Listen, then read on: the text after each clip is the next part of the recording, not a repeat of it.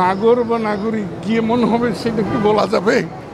হ্যাঁ, সবে মাত্র বাজেট পাঠ করলেন আমাদের অর্থমন্ত্রী। প্রাথমিক প্রতিক্রিয়াটা যদি বলেন। আমার প্রাথমিক প্রতিক্রিয়া খুব সহজ। এটা প্রস্তাব, এটাই যে গ্রহণ করা হবে তা না। প্রস্তাবের পরিমার্জন হবে, পরিবর্তন হবে, সংশোধন হবে। তবে আওয়ামী লীগ যে বাজেট দেয় সে বাজেট তো গণমুখী হবে। হ্যাঁ, কারণ এই বাজেট অর্থমন্ত্রী পাঠ করলেও এটা তো প্রধানমন্ত্রীর মতামতের বাইরে হয় নাই। তাই বঙ্গবন্ধু কন্যা শেখ হাসিনা জনস্বার্থ বিরোধী বাজেট দেবে না, তবে সব দিক হয়তো রক্ষা করবে। কিন্তু লিডার, তাদের ক্ষমতাসীন 14 দলের শরিকরা, ক্ষমতাসীন 14 দল শরিকরা বলছে IMF এর শর্ত পূরণ ছাড়া এই বাজেট বাস্তবায়িত হবে না।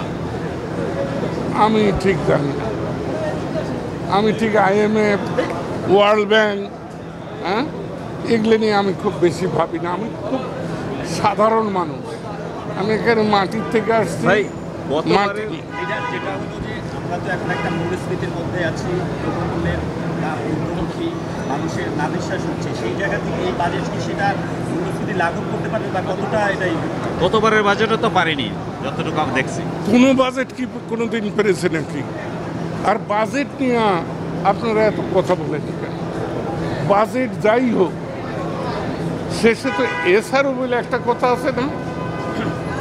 এসআরও দিয়ে তো সব করা যায়।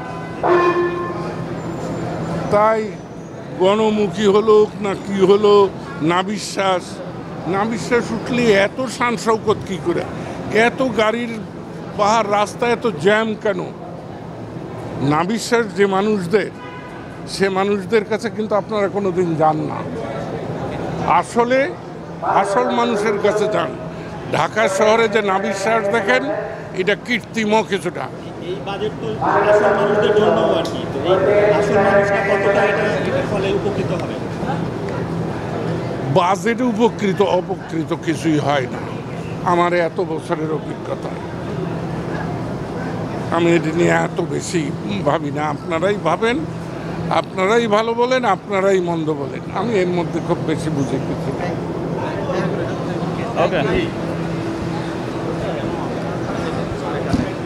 আর কে দিয়েছে?